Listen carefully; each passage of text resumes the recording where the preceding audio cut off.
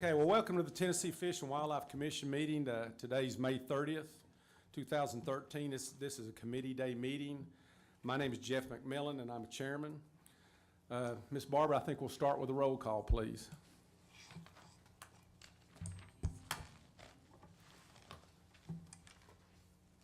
Somebody wake her up.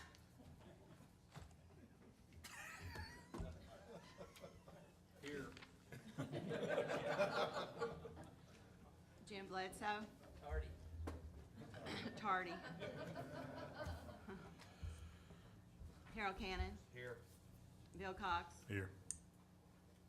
Jeff Griggs. Here. Jeff McMillan. Here. Tom Rice. Here. Jim Ripley. Here. Julie Schuster. Here.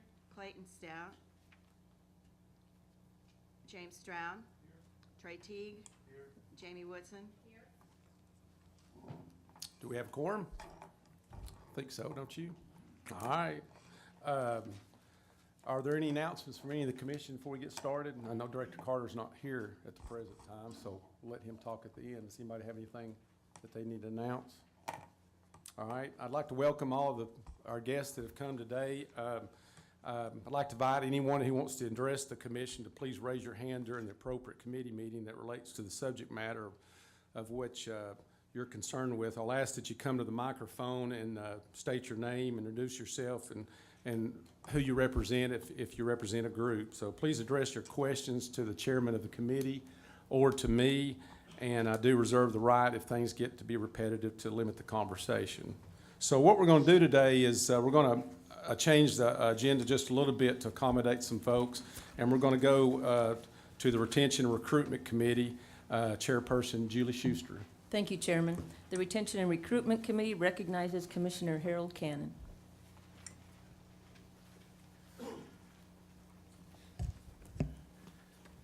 Thank you, Chairperson Schuster. Welcome home. Commissioners, thank you. Let me, what I need to do, Coach. You want to blow it up more? Yeah, blow it up.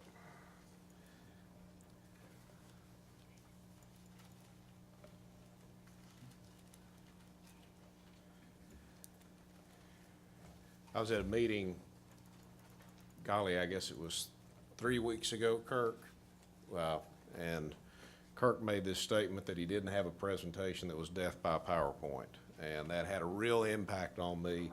And so my hope is that this will not be death by PowerPoint nor death by all my yapping today. Do appreciate the opportunity to speak before the commission. This is an update of what was discussed during our January meeting where we adopted the vision of the Moment of Freedom campaign.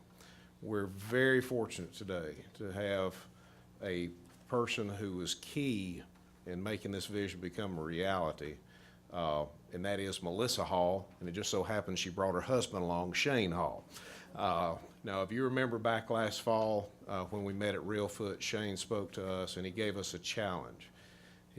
Basically, and I'll do a poor job paraphrasing this, but he wanted our commission to be intentional about creating wheelchair accessible opportunities on our wildlife management areas, whether that be for hunting, whether that be for fishing, shooting, or just opportunities in general to be in the outdoors. That was the challenge. And that was the catalyst of what began our discussions in January. We'd hoped to come back in March. Candidly, because of my schedule, I know we've been delayed to this meeting, but in the midst of that time, we have had some good things happen. And I think we may have a better kickoff to this campaign today because of it. I want to remind the commission of the mission statement that was developed here, and that is providing a moment of freedom in the outdoors for our disabled men, women, and children. That includes our wounded warriors. That includes kids at St. Jude's, you name it. It's a moment of freedom that I confess I probably take for granted too many times when I'm out in the outdoors. I also need to offer as a preamble to this how proud I am of two groups of people that have been involved in helping me develop this. Number one is our staff. I've been to every regional office, sat down with the folks, and to the person, they have embraced this, they've been proactive, And this is a part of their heart. This is a part of what they want to be about. The second thing is that I have to give credit to Ed Carter. I learned something in the midst of this that I did not know. But that is when we do have someone who has accessibility issues, or we have someone that's like the Make-A-Wish Foundation, an opportunity like that come up. There is an unwritten rule that whatever it takes to accommodate that, our agency is going to do the best it can to do just that. It's one of those things that makes you proud, and it's one of those things that doesn't get out in the public very much.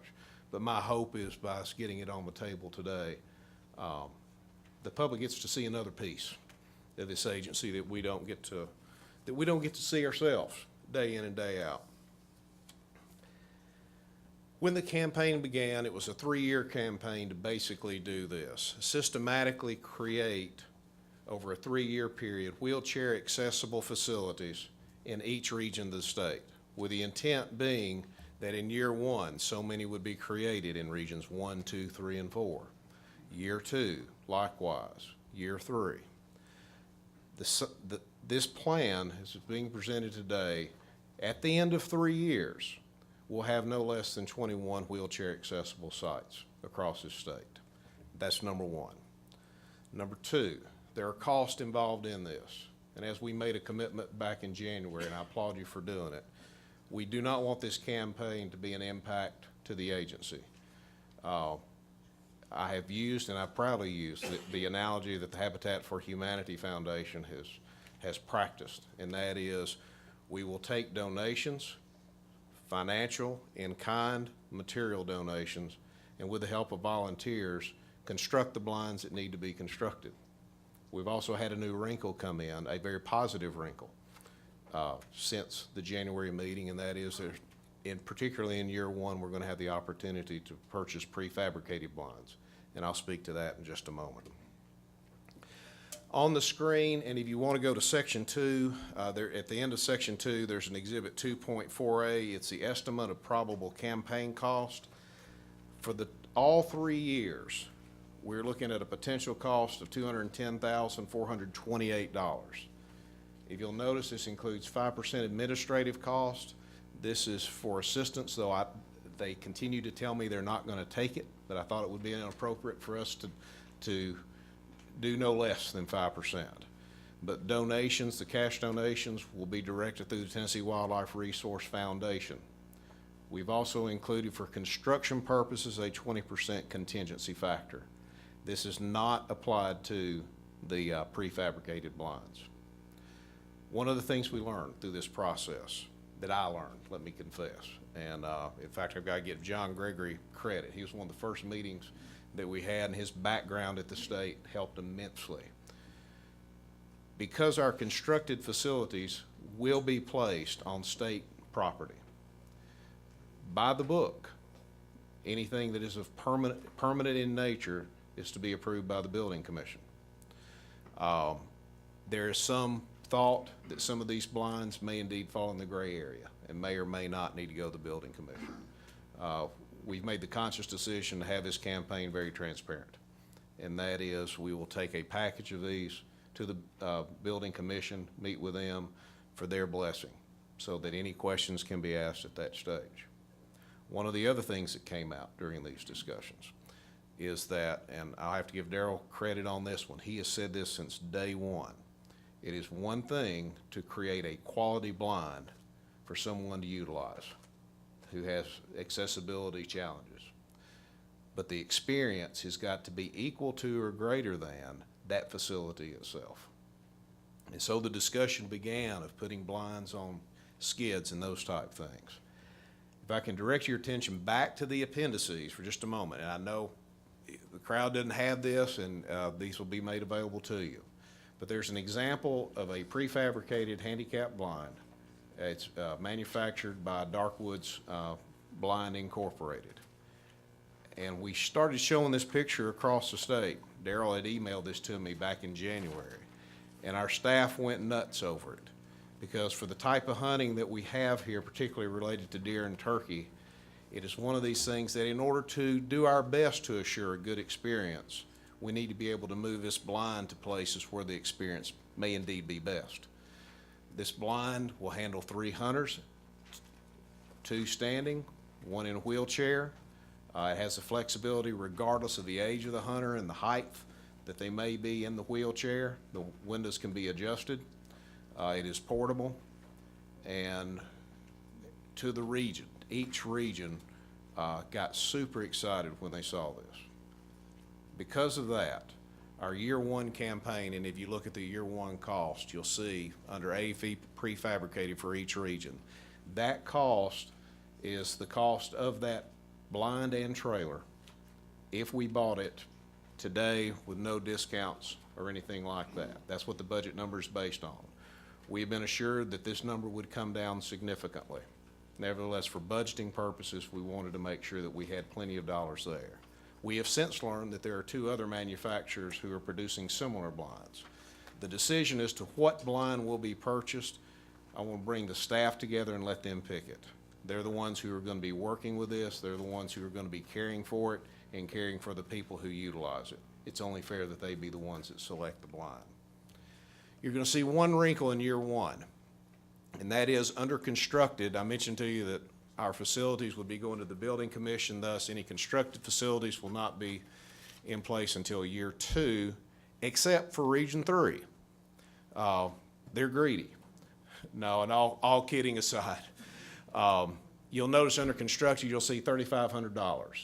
$2,000 of that is anticipated to be agency costs preparing access to a site on North Chickamauga for a waterfowl blind. We've estimated $1,500 maximum for the materials to construct that blind. Basically, this is going to be our test project, literally the commission's test project. And that is we will run this through the building commission fairly early this summer, and in hopes of either July or maybe later in the year. Kirk has got to help me as to when the best time will be to construct this. But our intent is for the commission, our family, if there's anyone else who wants to help us, but we're going to take that on, and we're going to work the bugs out ourselves on this first blind. Year 2 purchases an additional prefabricated portable blind for each region, as well as has a budget line item for blinds, for hunting blinds that could be constructed either for waterfowl, dove, something like that. Year 3, you'll notice that the constructed costs jump. We have purchased, by year 3, we have already purchased 2 portable blinds for each region. We're going to hold at that for right now until we learn a little bit more about the needs across the state. But you'll notice that I'll just use Region 1. Under B, we go from $3,500 to $29,000. We want this to be a complete outdoor experience opportunity. And I don't think there was any collaboration, but to the region. Fishing piers were said to run anywhere from $30,000 to $50,000 if we had them constructed ourselves. So that is where the $20,000 plus comes from, and there's a breakout in Section 4 of that. But we have not only a hunting facility to be constructed with volunteers, but also a fishing facility, knowing that part of that is going to have to be our staff preparing the groundwork and maybe even setting the piers, but we also have a volunteer factor to that. If you look at the very bottom of 2.4, and I hope I'm going to do this right. This is amazing. You'll see that we've broken this down to an average cost per region per year. It's very intentional. The campaign's intent is simply this. We will not purchase any portable blinds. We will not begin the construction of any constructed blinds until we have sufficient funds necessary to where a blind can be purchased and or built in each region. In year 1, we must first raise the money for 4 times the $5,185. When we receive that, we will order 4 blinds so that each region will have a portable blind at the same time. That's the way this campaign is set up. And as it says in the cover letter, that is part of the challenge that us as a commission, being the fundraisers in this, as well as some of our friends, that's what we're looking at on a regional basis. As far as the acknowledgement of donations and volunteers, we're keeping this simple. We have intentionally not created levels of sponsorship. We want the child who gives $10 And for them to give $10, there's a number of kids in our state that is a significant sacrifice. They should be on the same platform as a corporation who can give $10,000. So that's how the donations will be acknowledged. They will not be acknowledged by region. Volunteers who are used for construction, yes, their names will be acknowledged by region. But the donations, it'll be alphabetical order. And if there is Carol whatever, she's gonna be right there with Cracker Barrel, hopefully. That's the way this will work. Number two, with the exception of potentially one blind, and I wanted to leave that opportunity open for someone who the commission believes it is right because of what they've given this state from a conservation standpoint. With the exception of that one contingency, we are intentionally making it clear that none of these blinds have naming opportunities. There's no offense to any of the corporations could afford to do one blind on their own, whether financially or with their people. But this is about all of us. This is about all of us chipping together and making good things happen for good people. We have changed the campaign timeframe a little bit to coincide with our fiscal year. So in essence, this campaign will begin, subject to your approval, July 1 of this year, and year one will be completed in June 30 of 2014. All we are asking approval for today, and there's a motion in section 6, I believe, and I'll read it here in just a second. We're asking for approval to pursue the front-end work as well as the cost associated with year one, with the intent of coming back to the commission once next March, prior to us getting into year two, and updating this. We're gonna learn some things. We're gonna find that some things were great, and maybe we wanna do a few more of them. We're gonna find some things that don't fit our state or may not fit a particular region. And we need to acknowledge those and modify the plan accordingly. The one thing that we do believe is going to be critical to this campaign, and this will be a separate issue, hopefully, that can be brought to the commission in the fall, and Director Carter has agreed to quarterback this. This is going to be a pretty significant undertaking. We have got, when it came to the campaign management, we've got financial management, construction management, implementation of site-specific policies. I'm anticipating we'll have to address some proclamations. The bottom line is to ask one of our staff to take this on in addition to the responsibilities they have right now. It's more burden than would be fair. Likewise, to ask someone to volunteer to do this work is more burden than would be fair for a volunteer position. So that being said, we've intentionally identified the need for a campaign coordinator. It is our hope that the cost associated with this coordinator can be offset by some of our conservation partnering friends, such as National Wild Turkey Federation, maybe others, on a contract basis, at least through the 3-year term of this campaign. That will come at a later date. That is not included in this budget. There would be some participation of agency dollars to support that position, and that we don't know what that looks like yet. We felt first we need the blessing of the campaign. All that being said, and I may have confused the heck out of you, and if I have, my apologies. There's a motion. I'm looking at Cheryl. It's okay to do a motion, Cheryl? Okay. That reads this way. Motion is hereby made for the approval of the Moment of Freedom campaign as outlined in this proposal dated May 30, 2013. This approval will specifically authorize those fundraising activities identified for year one to commence upon confirmation that donations have been received for the purchase and or construction of all year one facilities. A motion will be presented at a later date requesting authorization for the purchase of 4 prefabricated wheelchair accessible facilities, as well as the scheduling of the construction of the Chickamauga Wildlife Management Area Johnson Bottoms Waterfowl Blind. Respectfully made this 30th day of May 2013. Kirk, make sure, am I right on Johnson Bottoms, or should that have been Varner Track? My apology. This should have been North Chickamauga Creek, Varner Track. It has said that in other places, we just picked up on the wrong one. My apology. Second. Second? Okay, any questions from the commission or the audience? First of all, I'd really like to thank you, Commissioner Cannon, for putting together such a thorough presentation. It makes it really easy to follow and get on board for when it's laid out so well. And Thank you, ma'am. Shane, I just wanted to thank you for giving us the challenge.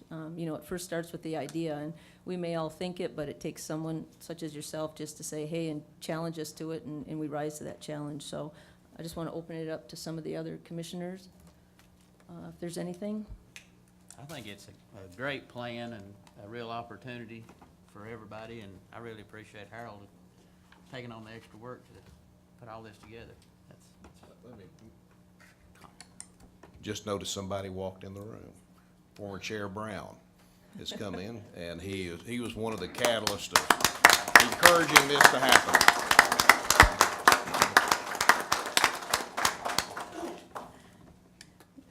All right, any questions from the audience? Okay, all in favor, say aye. Aye. Opposed? The ayes carry and the proposal passes. Thank you, Commissioner Cannon.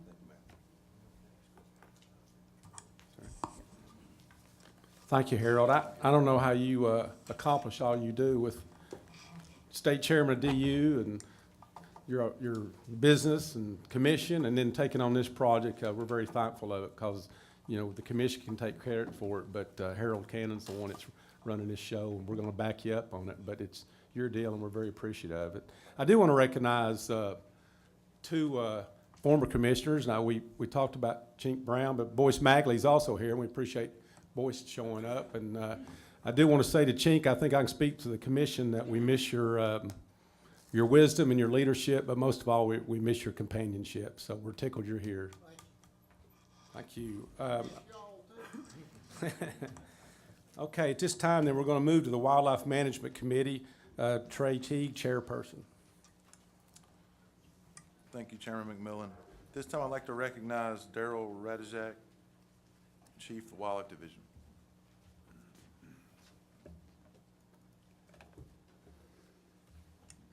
Thank you, Commissioner Teague and the rest of the commission. We come before you today, before the Wildlife Committee, to present the 2013 hunting and trapping season recommendations. 1 month ago today, we met in Paris, Tennessee, and we presented the recommendations that the agency came forward and felt were the most appropriate actions to take to recommend for the 2013 season. We presented those recommendations to the commission, and since then we've had approximately a 30-day public comment period where we received numerous comments. And what I'd like to do today is rehash those recommendations that we brought forward in May, as well as provide some comment that we received from the public as well as from the commission. If you want to get the lights.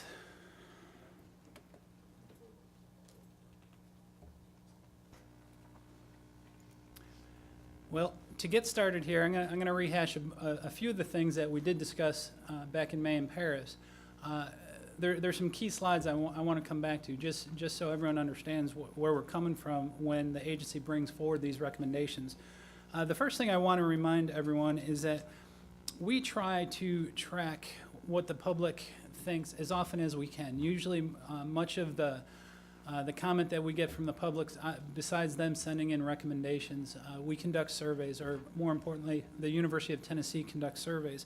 And they've been conducting what we call the UT survey for quite a number of years. I believe it's well over a decade, maybe 2 decades.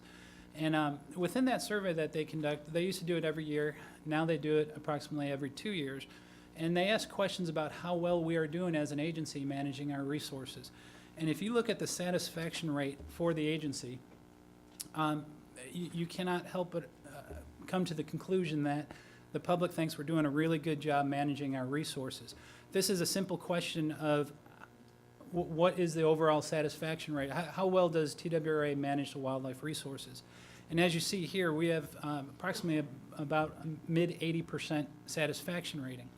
Now, if you graph that on a pie chart to see how well that is, you look, this past survey in 2012 showed 87% of the public thinks we're doing a really good job managing our wildlife resources. And so any politician or anyone out there that is looking for an approval rating, when you're hovering close to 90%, you can't help but feel really good about those numbers. Now, the other thing I want to point out of the 7% that are dissatisfied, it's less than 2% that are very dissatisfied. So when you look at a room full of 100 people and less than 2 of them are really upset with what you're doing, again, you can't help but conclude that you must be doing some things fairly well. Now, 2 of the programs that are also discussed in that UT survey are 2 of our most popular programs. We do talk about most of the programs that we run in the Wildlife Division, but the 2 most popular programs that we run, obviously, are the big game programs. Deer hunting is the #1 hunting program that we have in the state, as well as deer hunting is the most popular form of hunting in the entire United States. And then our turkey program. It's estimated we have anywhere between 200 to 280,000 deer hunters. It fluctuates considerably from year to year, but we have somewhere about 250,000 deer hunters in the state of Tennessee alone. Turkey hunters, we have approximately, we believe, about 100,000 turkey hunters in the state of Tennessee. And when we ask them how well are we doing with managing our resource, you see a really good approval rating. This 91% is for our turkey program, and the 83% is for our deer program. Again, we're very, very pleased with the numbers that we're hearing, and we believe the public believes we're doing an excellent job managing our resources. Now, what I'm going to do now is get to the proclamations that we are bringing forward today. I'll be discussing at least 3 proclamations. The first one is where we set most of our big game seasons, which would include deer, turkey, bear, elk, all the big game animals that we currently hunt in Tennessee. And so we bring forward to you today Proclamation 13-05, which is our big game hunting seasons. Now, we're going to go through this species by species, and we're going to start with deer. And again, I'm only going to rehash a couple of the slides that our program coordinators brought forward to you last month. As you can see, the deer harvest in Tennessee has grown considerably over the last 50 years. We're continuously harvesting anywhere from 160 to 180,000 deer in Tennessee. The deer herd is in excellent shape.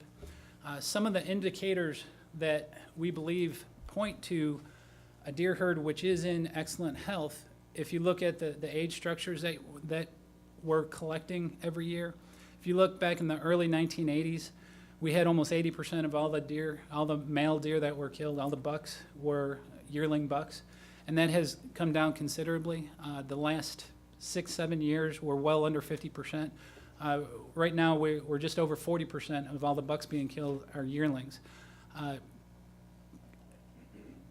In comparison, when you look at the number of 3.5-year-old deer or better, now these are the deer that sport larger antlers, obviously. You can see that percentage has increased dramatically. It used to be somewhere about 6-7%, and that has grown to approaching 20% of all the deer killed in Tennessee. All the male deer killed in Tennessee are 3.5 years of age and older. Well, how does that compare? Some may not think that compares very well, but here's our age data from 2012, and Chuck, I'll give Chuck Yost, our deer coordinator, credit for this. By putting it into a pie chart, you visualize what our deer age data looks like. And oftentimes people talk about other states and how they have so much bigger deer in other states. Generally, those trophy states that we consider are those Midwestern states, from Kentucky to Illinois, Kansas, Wisconsin, those states that people go to specifically to kill a large antlered deer. And they collect data similar in some fashion to the way we collect it, and they get age data. And when you lump all their data together, their pie chart looks almost identical to us. And so when you're looking at age data, Tennessee compares favorably to those Midwestern states. So we don't have an age problem in Tennessee. Unfortunately, where we lie, we're never going to have the food resources at those Midwestern states. That's why they're called the bread belt. They grow so much more agricultural product, which allows their deer to get so much bigger antlers on them. Now, what are we recommending for deer for 2013? Believe it or not many recommendations. The first one is we want to add 1 county to Unit L. That'd be Crockett County, and I'll show you a map of that in a second. We also propose to increase the antlerless opportunities in Units A and Unit B.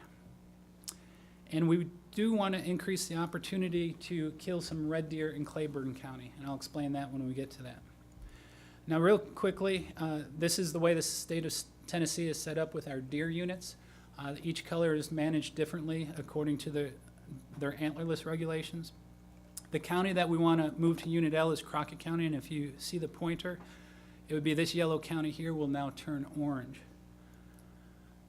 The other changes that we recommend to the antlerless deer hunts, including increasing opportunities in Anderson, Bledsoe, Bradley, Carter, Hamilton, McMinn, Ray, Roane, Sequatchie, and Sullivan counties. Obviously, we're liberalizing the deer herd in those counties has grown considerably, and we're increasing the opportunity to harvest does in those counties. If you look at the table that we publish every year in our hunting guide, which tells our Tennessee hunters what they are allowed to kill, there's no changes to this table. We are keeping a 3-buck statewide limit. Unit L, obviously, you can see is extremely liberal. We have extremely large and healthy deer herds in Unit L, which allows our hunters to kill 3 does per day if they choose. Obviously, we know that they don't choose to do so. In Units A, it's a little more restrictive. Still a very good deer herd. And then our smallest deer herds are found in Unit B, which tends to be far eastern Tennessee, and we have the strictest regulations in Unit B. Now, if you look at the calendar, again, we don't recommend any changes to the calendar for 2013. We do have traditional opening dates. The archery season will open on September 28th. The young sportsman season will be the last weekend in October, which would be the 26th and 27th. The muzzleloader season this year will be the 3rd Saturday before Thanksgiving, which so happens to be November 9th this year. And then the gun season historically opens up the 1st Saturday before Thanksgiving, and this year it is November 23rd. Another portion of the deer recommendation is that we try to kill more red deer that are roaming around Claiborne County. Just for a little bit of information, red deer are not native to Tennessee.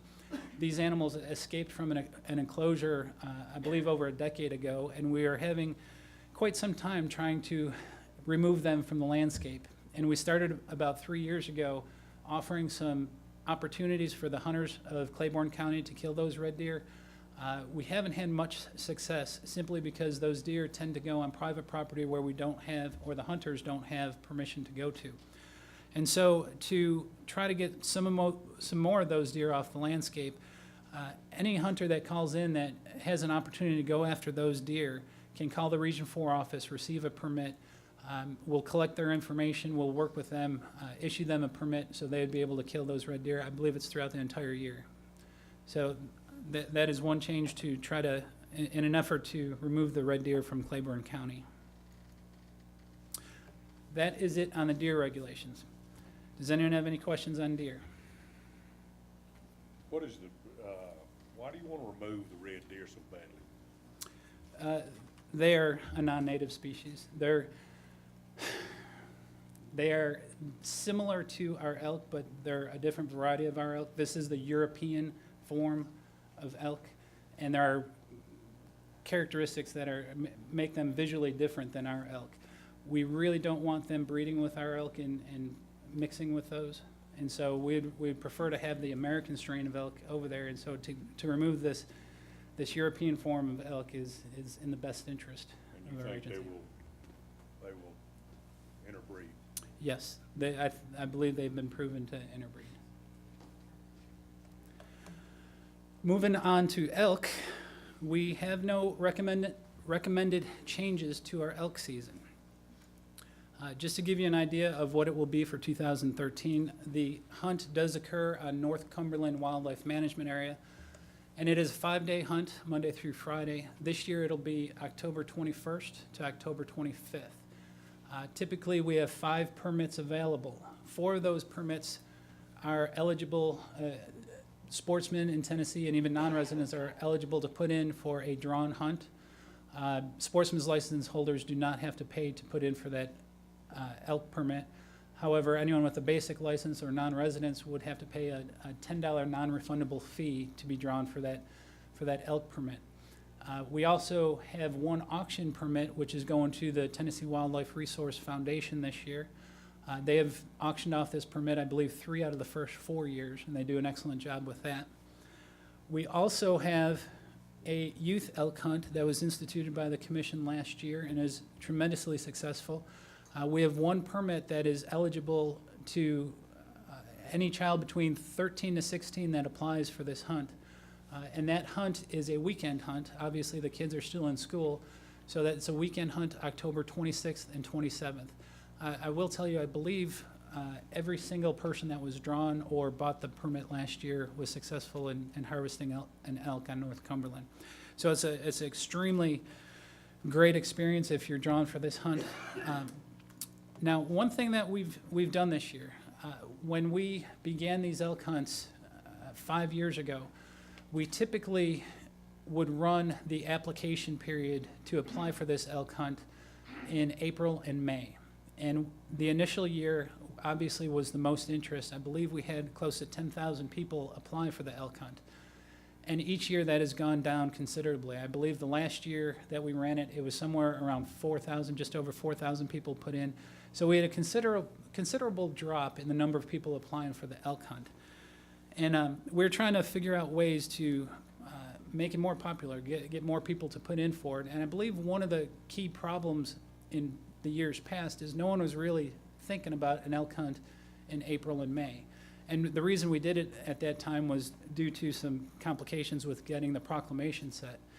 And so we worked out those complications, and we felt the best opportunity for us is to set up the application period at the exact same time when people are starting to think about deer and turkey hunting and elk hunting. They all occur at the same time in the fall. And so what we did this year, we did not conduct the elk drawing or the elk application period in April and May. And I'm quite proud of this. I want to show you this, and anyone that is would like to see it later is welcome to take a look at it.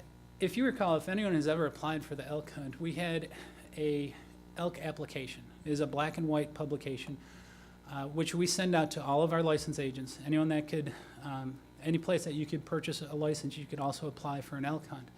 And we would print thousands upon thousands of these and send these all across the state to sit on the counter so hunters passing by could sign up for the elk hunt.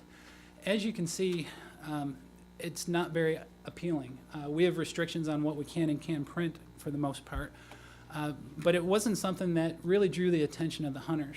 And we had some brilliant people working on this, and they've done an excellent job. And one of the things that we've come up with this year is, since we are combining the elk hunt with the WMA hunts, the deer and turkey hunts on our WMAs, we wanted a really snazzy looking elk application. It's going to start, I believe, in mid-June and run throughout most of the month of August. But the thing that you see before you is the new elk application. I've got a couple examples here if anyone wants to look at them. But when these things are sitting on a counter at a Walmart or a Dick's or a Bass Pro Shop, it's probably much more likely that people will pick this up because it is a much more attractive looking publication. So our plan is to finalize these within the next week or two, get these printed, and then get these in all the stores across the state. And we believe shifting this elk hunt to the same time that they're putting in for the WMA quota hunts is really going to increase the number of people putting in for those elk permits. I will tell you one more thing. Usually, like I said, I believe we had just over 4,000 people put in for the elk hunt last year.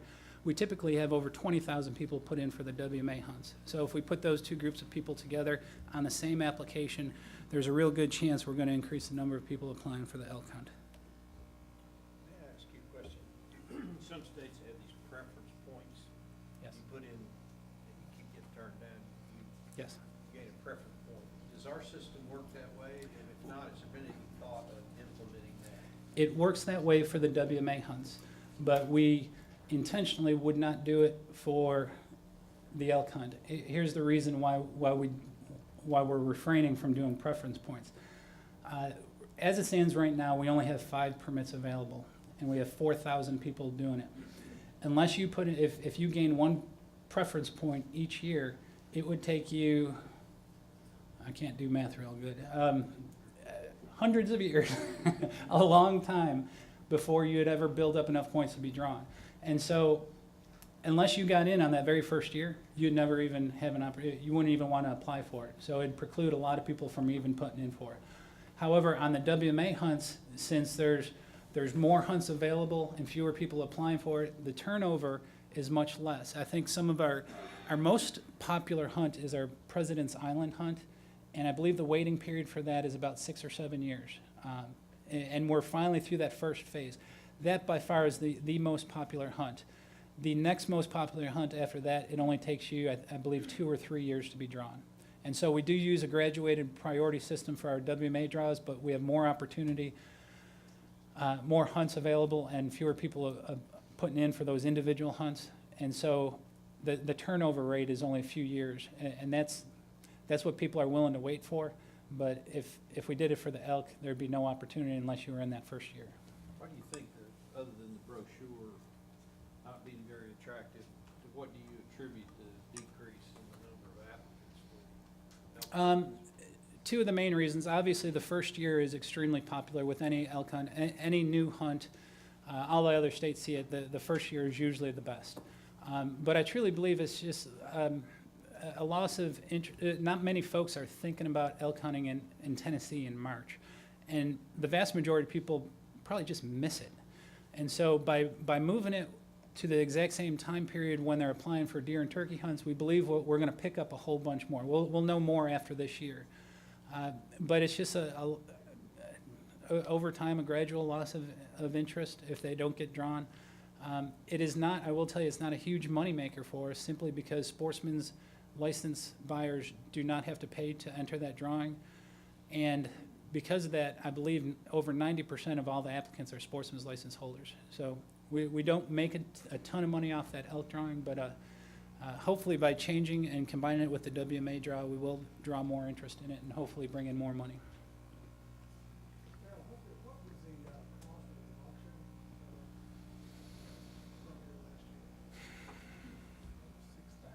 I believe the very first one came in,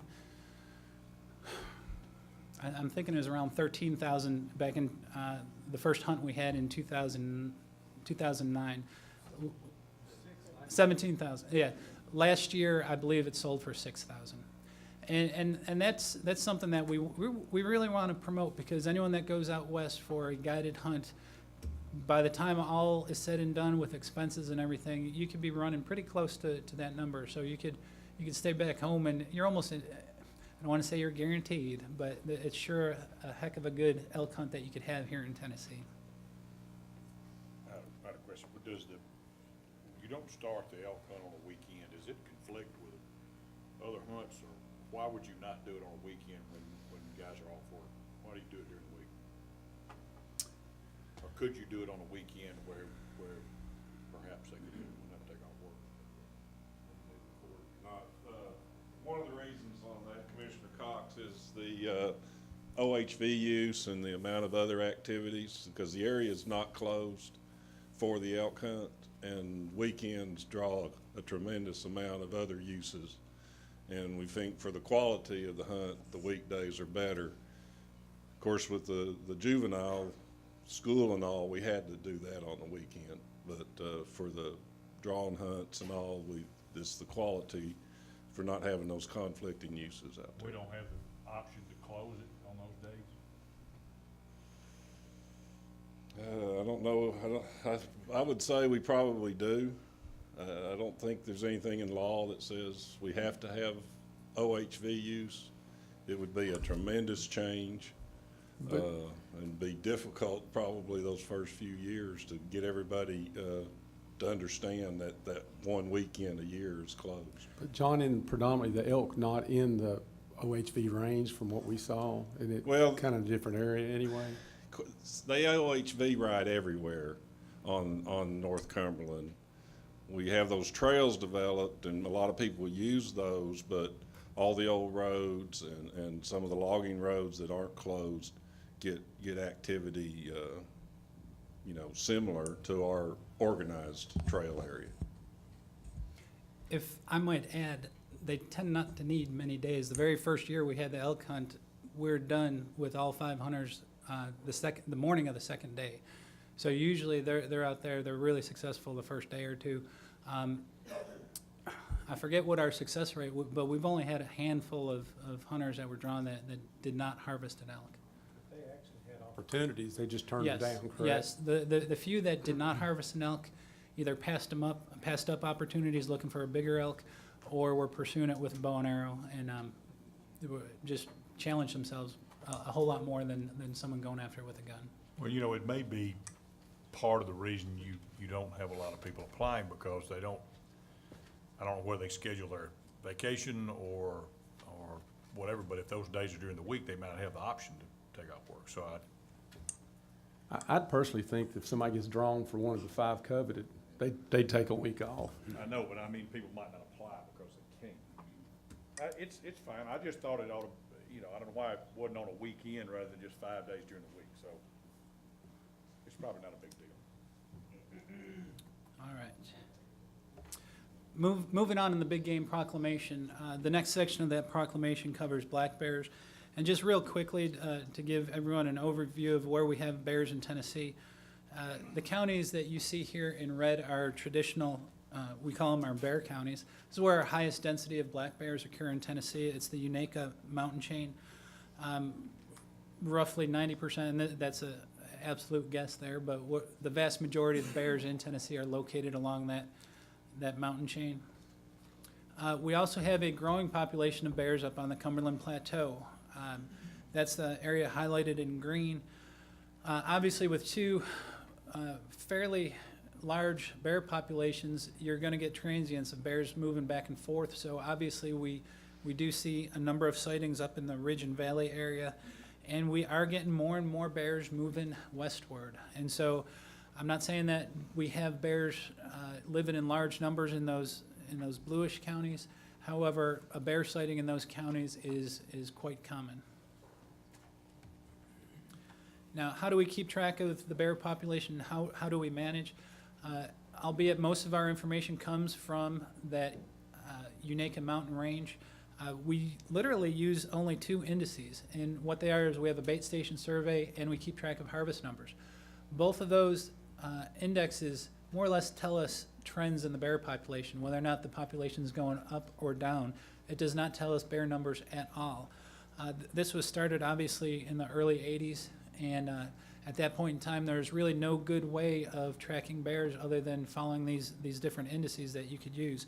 And if you put a trend line on both harvest and bait stations, which is that red line, you see the bear population growing nicely. So we are very comfortable that the bears in that area, especially the easternmost part of the state, is on an upward trend. Why was the spike in '96 so high? That was a extreme mast failure, and when the oak trees did not produce the mast that the bears depend on, a lot of those bears came out of the mountains and were more exposed in the lower portions in the valley. So they were much more on the move. I remember that year very well because the phones were ringing off the hook that all the bears were killed in Tennessee. What we believe now is we had a whole lot more bears in Tennessee than we really believe there to be. And as you can see, it rebounded quite nicely. And the last, I believe, 3 of the last 5 years, we set all-time records. Now, the recommendations for bears, again, these are going to be quite simple. The first thing we did was we struck Monroe and Polk County out of the one bear hunt, and we moved it into a different section. And what this jostling was done, there was no days that were lost or anything, but we were more or less synchronizing the bear hunts in Monroe and Polk County to match the bear hunts on the South Cherokee. And so we just shifted some of those dates around in Monroe and Polk County, so it's more consistent with what goes on the WMA down there, since it is a big portion of those 2 counties. Another thing we did was to reduce some conflict. We saw that we had some bear hunts scheduled at the same time, deer hunts. We simply shifted some days a little bit. We didn't add or subtract any days to these bear hunts. We just backed them up 2 days. And it was to prevent unnecessary conflict with any deer hunters if there was a bear dog hunt going on. And then in Part B, under the special bear hunting regulations, we struck 2 of the regulations out of this big game one. We're not removing those regulations at all. We're simply moving moving them into the manner and means proclamation where they're more appropriate. So if you look at the bear seasons in Tennessee, this is what they look like, and we have since corrected an error that we showed you in April. So all these dates were verified today. But these are all the bear hunting opportunities in East Tennessee as it currently stands in your proclamation. We also do allow bear training seasons throughout all those traditional bear counties, and the counties in blue are where we have the dog training allowed. That concludes the bear hunting recommendations. Now, I am going to talk a little bit about another issue that has recently come up that we've been discussing both within the agency and with commenting on some of the questions that some of the commissioners had. Again, if you look at the map, you Darryl, see- yes, I've been requested by the film crew that we take a break, okay. just to